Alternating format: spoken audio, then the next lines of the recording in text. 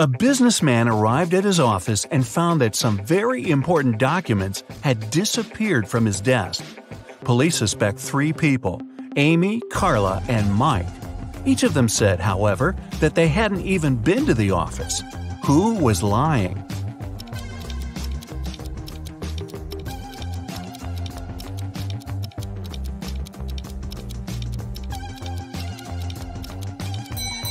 It was Mike. Both Amy and Carla are wearing high heels, while the dirty footprints on the floor were clearly left by sneakers. The king of a faraway kingdom was getting old and started to think of announcing his heir.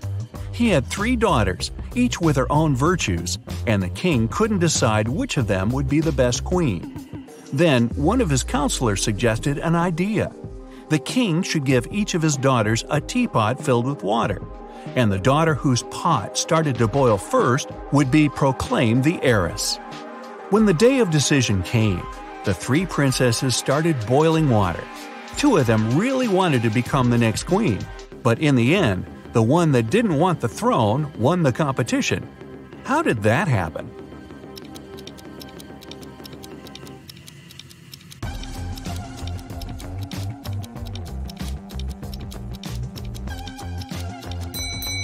The 2 princesses who lost were a bit too eager. They constantly raised the lids of their pots to check if the water was boiling. And the third didn't care, so the water in her pot began boiling first. In the busiest street of a big city, there was a shoe cleaner who got lots of clients. He offered his services to everyone for free, but anybody who stopped and took his offer left him money before heading off again anyway. Why did they do that?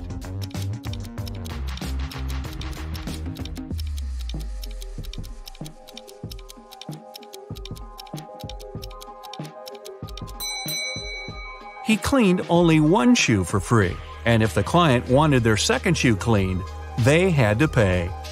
Aaron was a poor teacher in a rural school. On the 13th of February, the day before St. Valentine's, he unexpectedly received a letter saying that his rich great-aunt had left him a huge inheritance.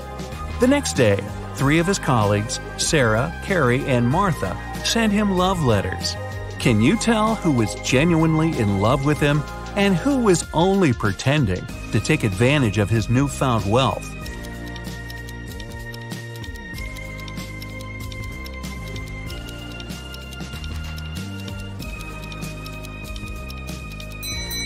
Carrie was the honest one. She's wearing a necklace with A and C engraved on it, which stands for Aaron and Carrie. Clearly, Aaron gave it to her as a gift because they'd been dating even before he got the inheritance. Jonathan spent several days in a hospital, although he never even entered the place through any doors. What's more, when he was released, he was perfectly healthy, but still had to be carried out of there. Why?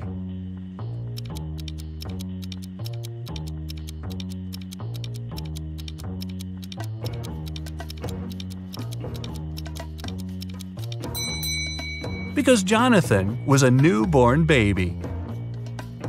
A village in the far north has found itself in big trouble. Someone has poisoned the lake, which was the only source of drinking water for the dwellers. When the police arrived to the place, all they saw was a set of weird prints on the snow. There were footprints between 2 parallel lines. They didn't know the name of the culprit, but they at least knew who they had to look for. Can you follow their logic?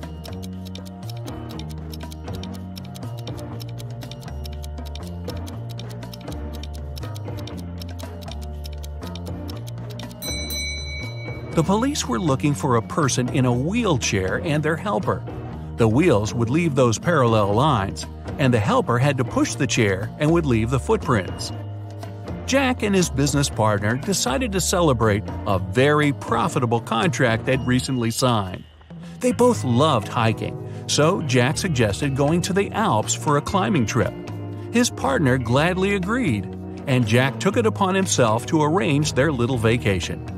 However, the trip went terribly wrong, and Jack's partner got lost in the mountains. Jack couldn't find him, and neither could the rescuers. But upon returning home, Jack was arrested after the police got a call from his travel agent. Why?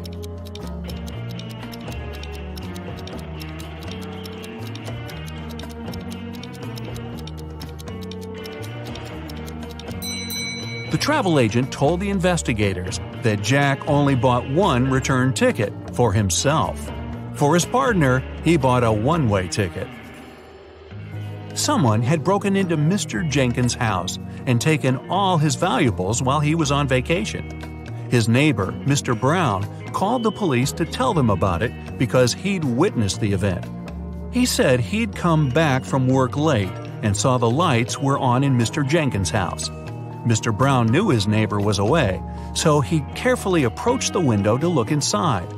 The glass was frosted over, so he breathed on it to melt the ice and saw a man in a gray hoodie stuffing valuables into a blue backpack. Then Mr. Brown ran home and called the police. The officers listened to the story and immediately arrested Mr. Brown. Why?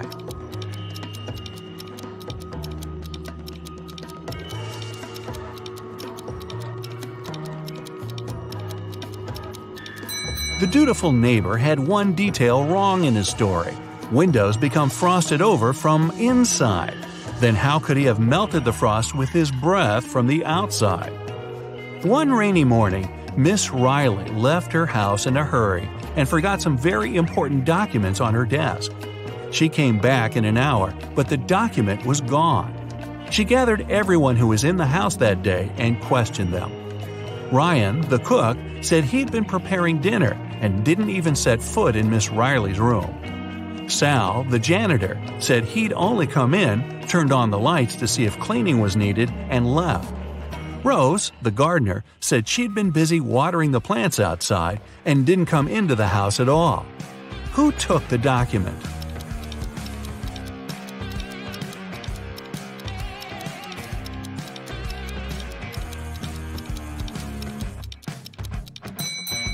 It was a collective job. All of Miss Riley's employees were guilty. It was early in the day, so it would have made more sense for the cook to prepare lunch. For the same reason, the janitor wouldn't have needed to turn on the lights. And it was also raining, so the gardener wouldn't have to water the plants outside. There are 4 glasses on the table in front of you. Each of them is filled with water to the exact same level, and in each of them there's an object. In the first glass, there's a baseball. In the second, a pencil eraser. In the third, a wristwatch. And in the fourth, a paperclip. Which of the glasses has more water than the rest?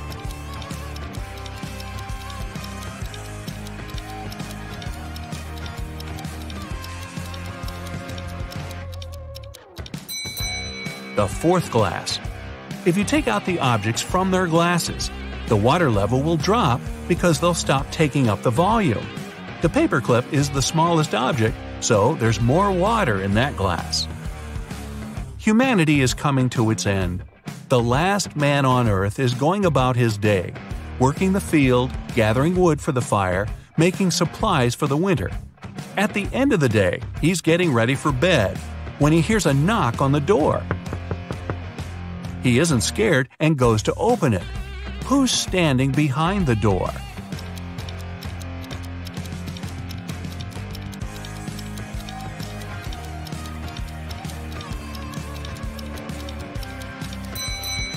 A woman. Mark's best friend, James, lives in another city, and his birthday is soon, so Mark decides to send him a present. James loves playing golf, and Mark buys him an expensive golf club. But there's a problem. The best postal service in his town only accepts packages no bigger than 3 feet to a side, and the club is 4 feet long. Still, Mark found a solution. What was it?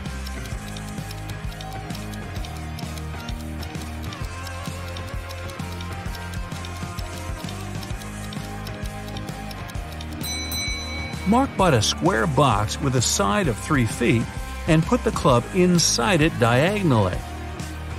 Jenny's sister goes to a private party to which Jenny wasn't invited. Envious, Jenny still decides to go, but finds out there's a guard at the entrance who asks all visitors for a password. She hides around the corner and eavesdrops on the other guests. One couple approaches the guard and he says 11. They reply 9, and he lets them pass. The next visitor is a guy to whom the guard says 6. He answers with 4, and the guard lets him through.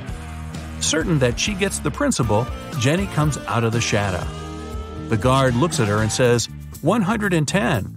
Jenny replies, 108. But the guard doesn't let her through. What's the correct answer?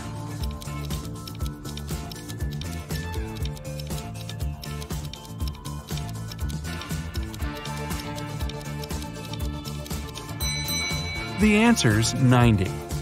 If you write 11 in Roman characters, it'll look like this, XI. 9 is its mirror image, IX. Same with 6 and 4. With 110, it's CX, and 90 is XC. A man came to the police claiming that a very valuable briefcase was forcefully taken from him in the street. When an officer asked the man if he could describe the person who had done it, the man said he was wearing a full motorcycle outfit, leather pants, a thick leather jacket, and a helmet. The culprit tore the briefcase from the man's hands, hopped on his motorbike, and left. Still, the man noticed the criminal drop something and picked it up. Turned out it was his glasses. The man took them to the police as evidence. After a few more questions, the man was taken into custody for fraud. Why?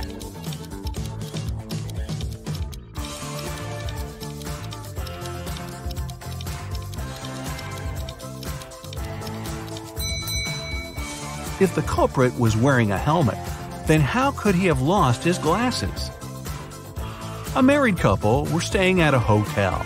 One night, they had an argument, and the man went out to cool off but forgot both his room key and his phone. When he returned, he saw an unconscious man lying on the floor next to his and his wife's room door. The police arrived and questioned them both.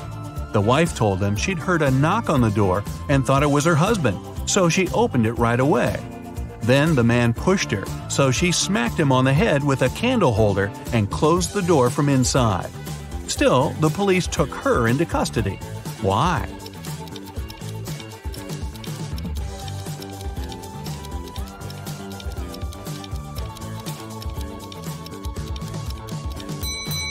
The woman thought it was her husband, but still approached the door with a candle holder in her hands. That means she wanted to hit him with it in the first place. Lights out. You suddenly wake up trapped in a dark room. Your only source of light is a candle. There are 2 doors in front of you. Behind one of them, there's a tunnel that will lead you outside to freedom. Behind the other, just a cold brick wall. You have a key that will open only one of the doors, and you can try it just once. So, how do you know which door to try?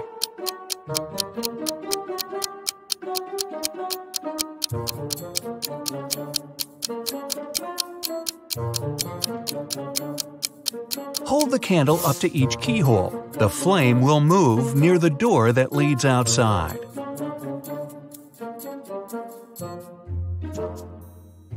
You escape to freedom, but you need to send some important documents to your friend Beth. You can't mail them in a regular package because the precious papers will get stolen. So you put them in a box and lock it. But Beth doesn't have the key to this lock. How can you send the papers if you can't send the key to the lock separately?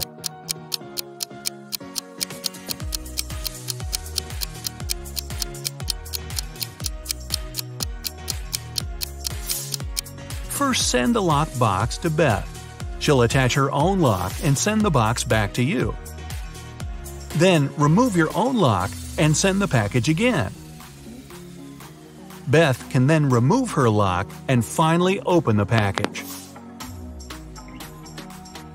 Bad news. You get a call one morning from Beth. She says the crucial documents were stolen from her office. They'd been on the desk the evening before, but are nowhere to be found this morning. You immediately go there to question the employees. In no time, you gathered 3 suspects. Sean said he had been at the movies last night. Michael had taken his girlfriend to an amusement park. And Christina was at a prestigious art gallery. Who's lying?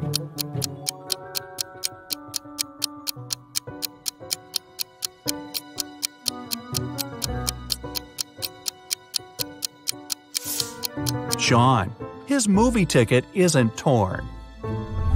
Having been caught red-handed, Sean makes a break for it. He hops in his car and drives away. Law enforcement are on the lookout. Sean sees a police car right ahead of him and starts driving toward it. Why would he do that?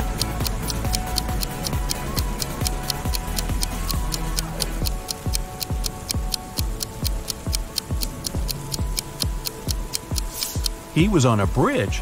He needed to go toward the patrol car to get to the other side and make his escape. No such luck for poor Sean. He gets caught and locked up. But he starts hearing rumors of an inmate planning to break out. The guards have 2 suspects. First, a quiet bookworm who spends most of his days with his nose buried in sci-fi novels. The second, a big burly tattooed guy who's always working out. Who should Sean become friends with if he wants to get out of here?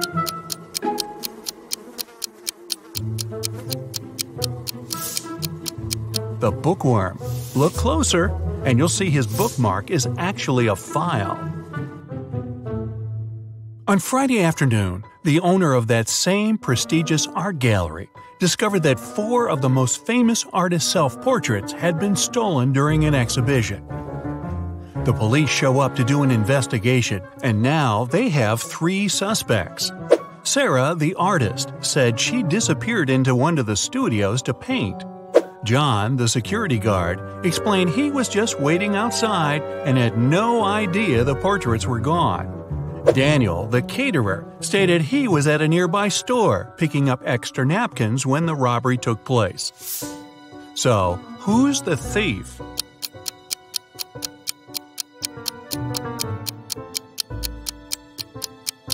It's the security guard. He couldn't have known the stolen paintings were portraits if he was standing outside. As fate would have it, there was another incident that night. Michael, who never really liked what passed for art in modern times, rushed into the gallery and caused millions of dollars worth of damage to several paintings. Yet the gallery's owner thanked him for his actions. How come?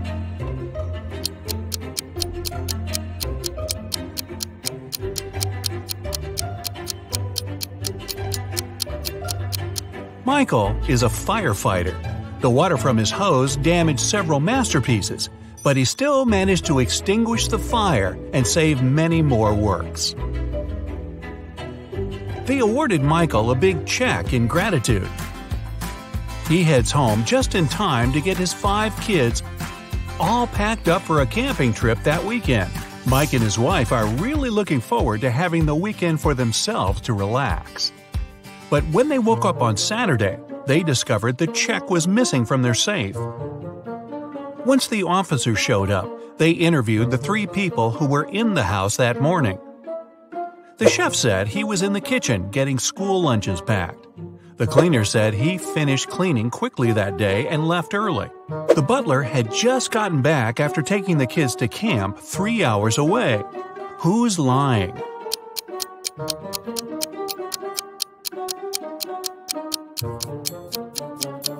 It's the chef. It's Saturday, so there's no school, and the kids have gone camping. Meanwhile, on the other side of town, a scientist is working on something bizarre. He invites Kevin and Claire as blind test subjects for his new serum invention. He gives them each a glass of ice-cold lemonade. Kevin drinks his fast, but Claire apprehensively waits to see the side effects on him first. After 2 hours, nothing happens, so she drinks her glass. 2 minutes later, her skin turns green. If both the drinks had the serum, why was only Claire affected?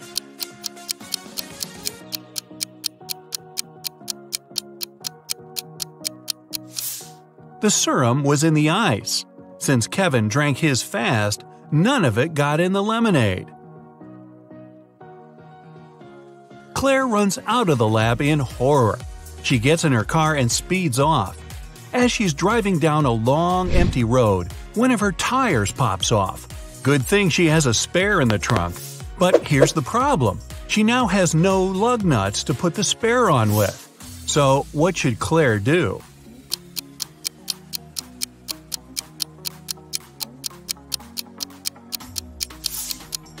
Unscrew one lug nut from each of the other 3 wheels and use them to attach the spare tire. It'll be enough to get to the nearest garage safely. As Claire is putting on her spare tire, the scientist catches up to her. He hands her 4 pills and tells her it's a complex cure to the green face serum.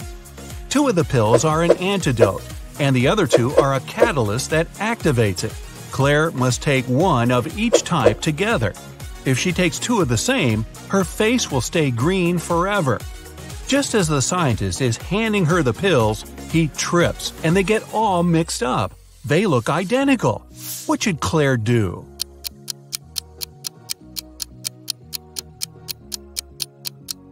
Grind the tablets up, mix all the powder together, and divide it in 2 parts. Each half will have the same amount of catalyst and antidote. It worked, and just in time. Whew! The next day, Claire has a big calculus exam. But funny enough, all the students in the class refuse to take it. Professor Miller can expel only 1 student for skipping the test.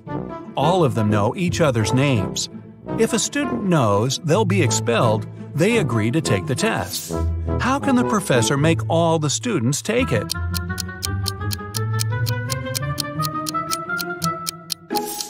She should tell them she'll expel the student whose name comes first alphabetically. Then this person won't skip the test.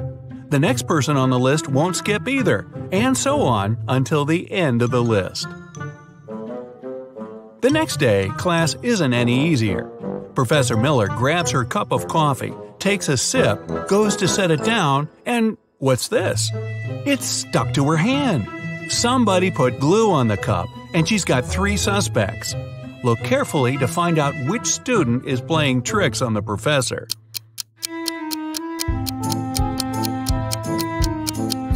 Sure, the first student has an awfully guilt-ridden look on his face, and the second student's smile looks just like pride for a job well done. But look closer at the third student's pocket. Yep, it's the tip of a glue bottle. Professor Miller is so annoyed by her class's shenanigans, she decides to change her career. Wow. She opens a shoe factory. She's so successful that she builds a second one in another city. But despite her success, the problems don't end. Her employees keep secretly taking shoes from the plant. What can she do to resolve the issue?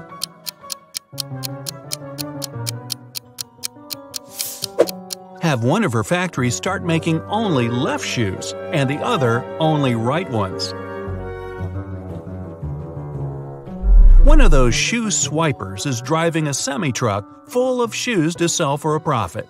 He comes to a tunnel, and there's a major problem. His truck is just an inch too tall. But he can still drive through the tunnel. How? Let some of the air out of the tires. It'll lower the truck just enough. When the shoe swiper gets through the tunnel, he comes to a fork in the road.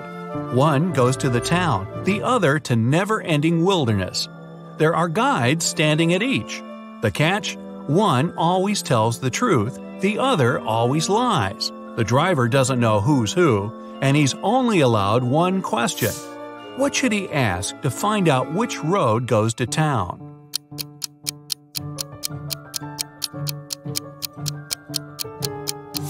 Ask either one of the guides which road the other would say is the right way. Then he must choose the opposite. The truth teller knows the other will lie, so they'll point the driver toward the road to nowhere. If he asks the liar, they'll know the other guard would honestly point him toward the town, so they'll again recommend the road to nowhere.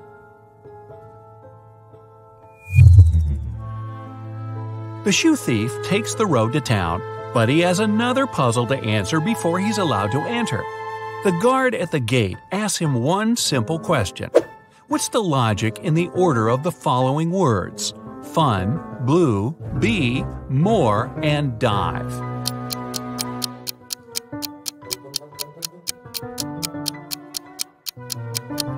Every word rhymes with its number on the list. Fun 1, blue 2, bee 3, and so on.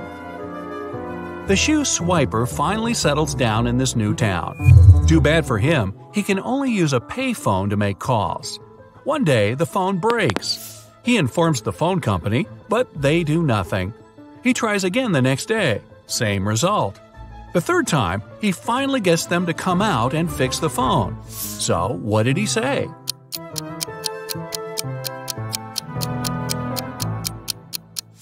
He claimed that people were making calls without paying.